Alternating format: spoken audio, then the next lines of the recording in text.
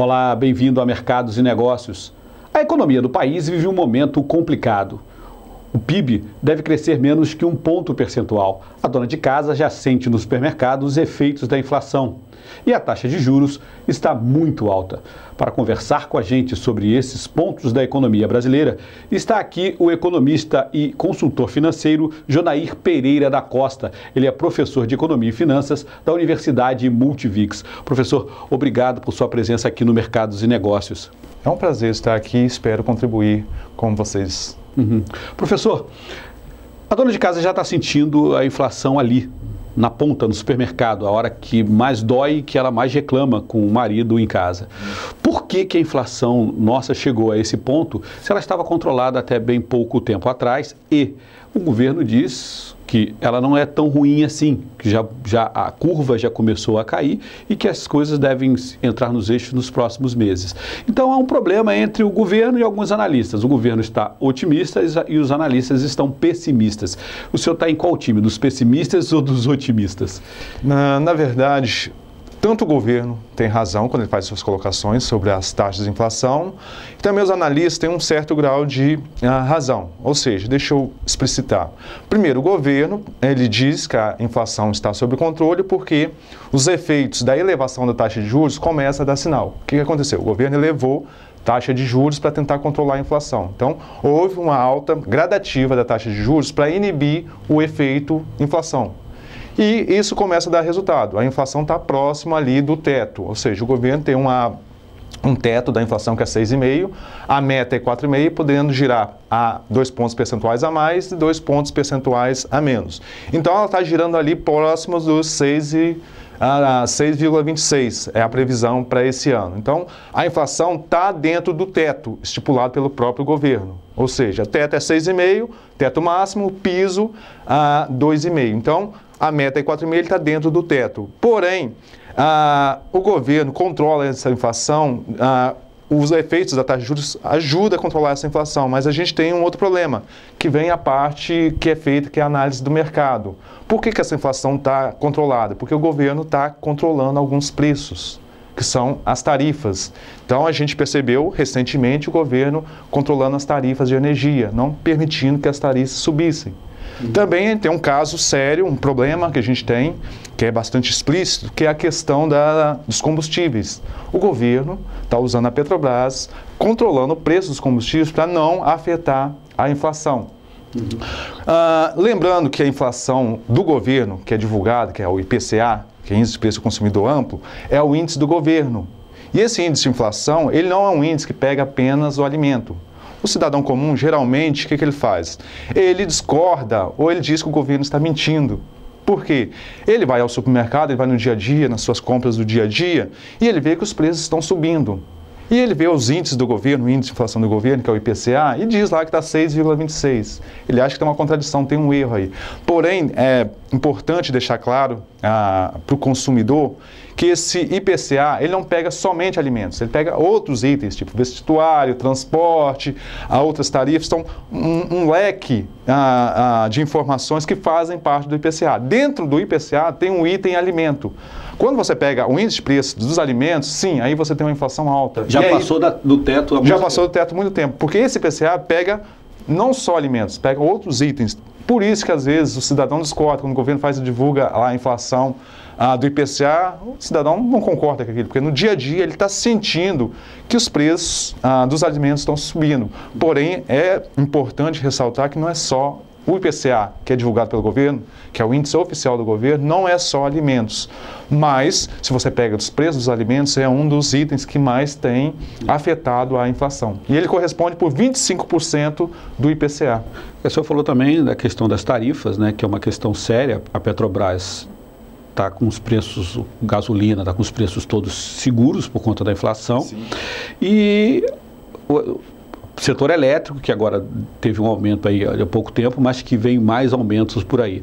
O senhor acredita que vai vir um tarifaço aí, quer dizer, que vai ter aumento de combustível, mais aumento de serviços como transportes, setor elétrico, deve vir por aí brevemente? Não tem como o governo segurar. Eu acredito que passadas as eleições, independente de quem vence as eleições, a situação, atual presidente, ou qualquer um dos candidatos da oposição, agora Marina, ou Aécio Neves, passado as eleições, seja qual for o candidato que vence a eleição, eu acho muito difícil o governo continuar segurando essas tarifas. Principalmente combustível, não tem como segurar, isso está afetando o caixa da Petrobras.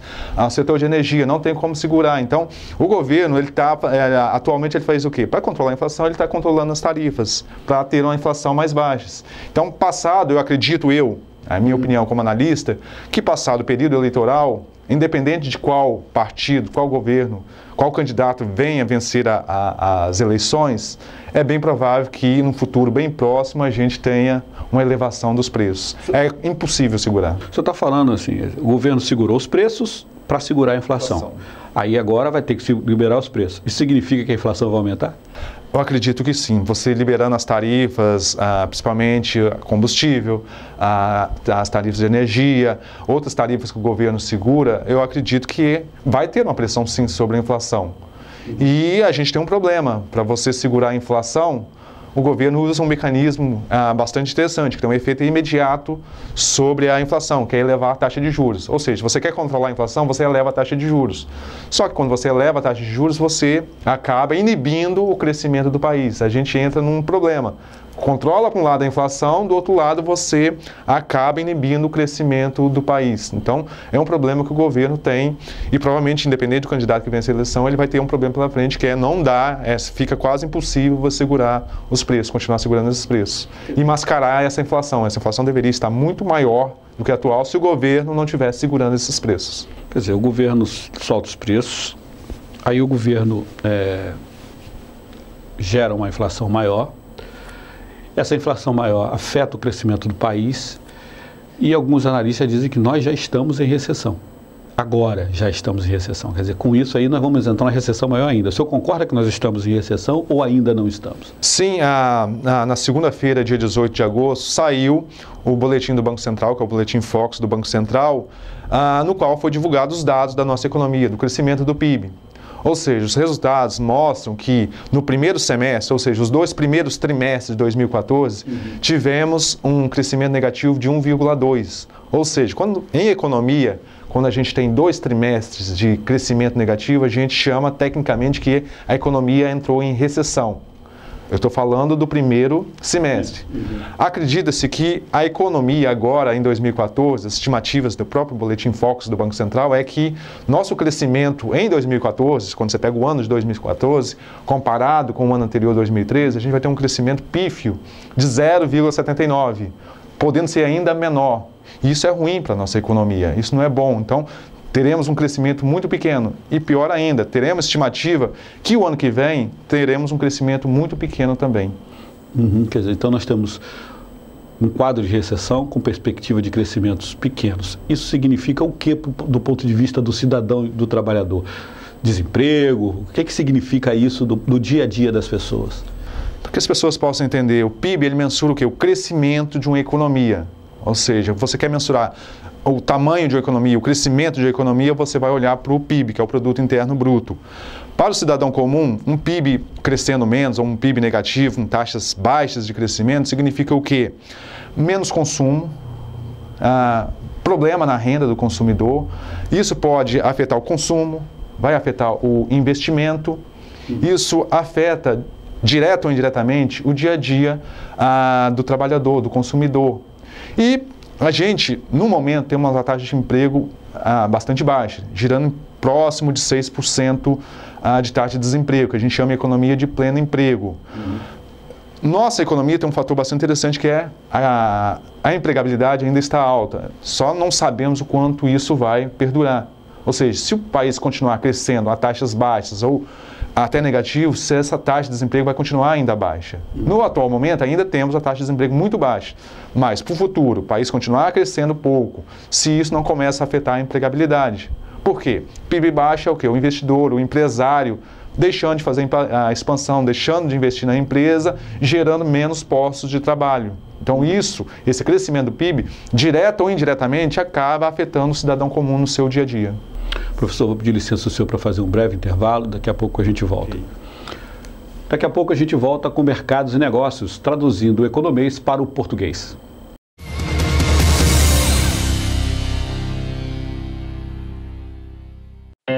Na última década, os transplantes de órgãos cresceram 84%, as cirurgias cresceram 619% e os atendimentos de urgência cresceram 627%.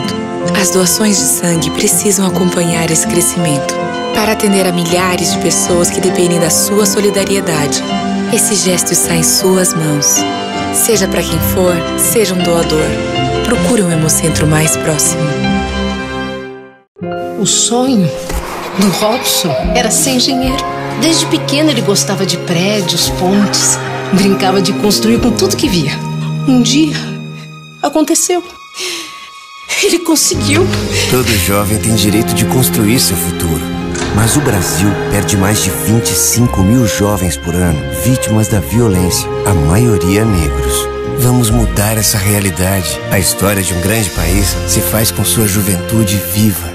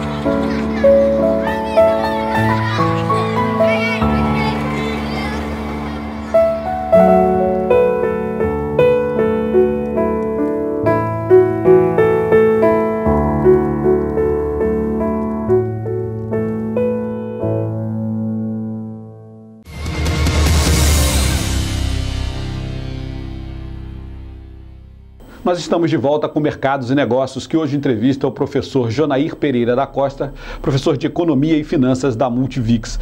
Professor, no final do bloco passado a gente conversava sobre crescimento PIB, né, que o PIB está baixo, que vem aí mais inflação, recessão. E isso eu estava explicando para o cidadão o que acontece no dia a dia dele quando essas coisas acontecem.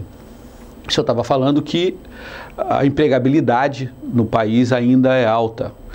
Isso não é um sinal de que os economistas erram ao ser tão pessimistas? Quer dizer, se tem gente dando emprego é porque tem gente investindo. Não é essa a visão que a gente tem? Sim, o emprego está baixo devido a ao fator acontecido ano passado bem recente, no qual a economia cresceu, a gente tinha um crescimento, só para ter uma ideia, em 2010 a gente cresceu uma taxa de 7,5% do nosso PIB. Então, existe uma grande demanda por mão de obra, devido ao crescimento principalmente na indústria, no setor de varejo, existe uma grande demanda. E existe poucas pessoas entrando no mercado de trabalho. Então, isso gera uma taxa de desemprego muito baixa. Agora, o que a gente deve questionar é a qualidade da nossa mão de obra. Então, como a gente tem uma taxa de desemprego muito baixa, isso acabou gerando uma valorização da mão de obra. Então, isso é bom. Uma valorização da nossa mão de obra gera mais renda gera mais consumo. Então, a estimativa é, será que vamos continuar com taxa de desemprego ainda alta nos próximos anos? Eu acho pouco provável. A tendência é que a taxa de desemprego cresça um pouquinho mais, é uma estimativa. Economistas às vezes erram nas suas previsões, não temos bola de cristal, fazemos projeções, a gente faz projeção em cima de cenários. Então, é difícil você projetar, fazer projeções, adivinhações, a gente faz projeções em cima dos cenários que estão presentes. Então, em cima disso, fazemos análise, fazemos estimativas, fazemos projeções. Deixar claro que economista não é adivinho. Então, a gente faz projeção em cima de uma base de dados e sim fazemos estimativas para o futuro. Mas temos que admitir que às vezes erramos na nossa profissão. Qualquer profissional erra, então, às vezes a economia é muito dinâmica, acontecem coisas na economia, na política, na economia internacional, há mudanças de cenário constantemente. E isso, uma previsão que era feita, ela pode se modificar até mesmo no curto prazo. Mas do que está aí hoje, a tendência é de que a taxa de desemprego, quer dizer, aumente nos próximos cenários, nos próximos períodos aí, por conta dessa liberação de tarifas e desse aumento da inflação. Quer dizer, é uma roda que tende a um círculo vicioso ruim. É um círculo... Eu acredito que o problema seria o PIB. Se você tiver um PIB crescendo a taxas muito baixas, isso poderá afetar futuramente a questão da empregabilidade. Então, por isso que, como falei anteriormente, se você tem uma taxa de PIB, do PIB crescendo a taxa muito baixa ou negativo, isso provavelmente vai acabar afetando a questão da empregabilidade. Porque se o país está crescendo pouco, o empresário vai deixar de fazer investimento ou vai cortar investimento. Isso acaba afetando diretamente a questão da empregabilidade. Ou ele vai demitir seus funcionários, ou o funcionário que ele iria contratar, ele deixa de contratar, e isso acaba afetando diretamente as taxas de desemprego. Então, acredito eu que, num futuro bem próximo, essas taxas de desemprego tendem a aumentar. É possível que isso aconteça sim. O governo sustentou a política interna do país econômica na base do consumo interno, quer dizer, era um consumo reprimido, as pessoas tinham muita vontade de comprar, mas não tinham os recursos, nem tinham financiamento.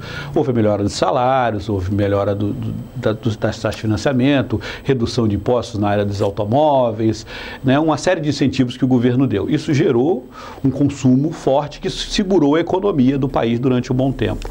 O senhor acha que isso se segura por mais um tempo, quer dizer, essa coisa do consumo interno segurando a economia brasileira? Olha, o governo, ele fez o quê? Num período de recessão, num período de crise, que foi a crise de 2008, o governo utilizou o consumo para alavancar a economia, fazer a economia crescer. O que o governo fez? Percebendo que tinha uma crise seríssima em 2008, que foi a crise financeira americana, que abalou o mercado financeiro no mundo todo e atingiu fortemente a economia real, não ficou só no mercado financeiro, atingiu a economia, o setor produtivo. O governo, na época, percebendo isso, estimulou a economia brasileira, a economia nacional, através do consumo. E como ele fez isso? Ele adotou uma política fiscal expansionista. O que é uma política fiscal expansionista? Ele adotou uma política de redução de impostos, que a gente ficou conhecido como IPI. Então ele pegou a linha branca, o setor de automóveis, o setor de material de construção, ele reduziu os impostos para estimular o consumo. Logo, se há uma redução dos impostos, os produtos vão ficar mais baratos. E isso estimula o consumo. E deu certo a política do governo naquele momento. Por quê? Reduziu os impostos, houve uma explosão do consumo, houve um aumento considerável do consumo, e isso ajudou a economia naquele período. Porém, no momento atual, o que o governo está fazendo? Ele está retirando esse incentivo. Basta ver o setor de automóveis. O governo começou a reduzir o IPI. Então, isso gera um problema lá na frente, que é um crescimento menor do PIB. Então, ele está retirando esses incentivos e isso vai afetar provavelmente o crescimento do PIB. E as projeções é que teremos um PIB menor. Fato é que foi retirado, está sendo retirados esses incentivos da política fiscal do governo e isso vai afetar diretamente o consumo das pessoas. E já está afetando. As pessoas vão comprar menos. Vão comprar menos, com certeza vão comprar menos, porque quando você tira o imposto, o produto fica mais alto. E isso inibe o consumo das pessoas. Quer dizer, as pessoas vão pensar duas vezes antes de ir na loja comprar um carro ou comprar um eletrodoméstico. Isso acaba diminuindo a produção. Quer dizer, se não tem quem compre, eu não preciso produzir. Se eu não preciso produzir, eu tenho que demitir. Se eu demito, menos gente compra. A gente, então, entra naquele ciclo da recessão clássica. Correto, sua colocação é isso mesmo. Se não tem consumo, o empresário vai produzir menos. Produzindo menos, ele vai precisar menos de mão de obra. Ele vai precisar de mão de obra menor.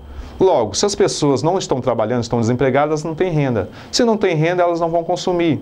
Se elas não consumem, o que vai acontecer? Cai a renda de quem produz e cai também a arrecadação de impostos do governo. Porque quando o governo, as pessoas estão consumindo mais, as pessoas estão pagando impostos, o governo vai estar arrecadando mais. Então, entra naquele ciclo da economia de recessão. O que o governo deve fazer para sair desse ciclo? A gente vai ter que aguardar as eleições agora, ver qual será o próximo governo, se a atual presidente vai ser reeleita, se o candidato de oposição, Marina, no caso, e Aécio Neves, se eles serão eleitos ou não.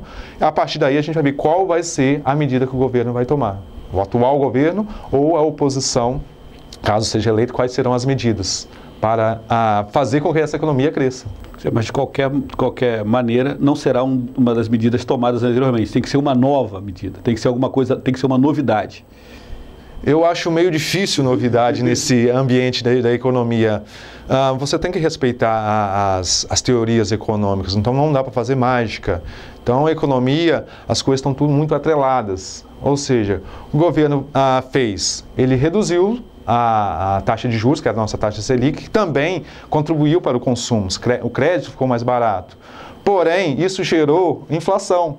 O que o governo fez? Ou seja, ele reduziu a taxa de juros, isso aumentou o consumo, porque o crédito ficou facilitado, só que isso deu um problema. Foi o quê? A inflação começou a tomar força.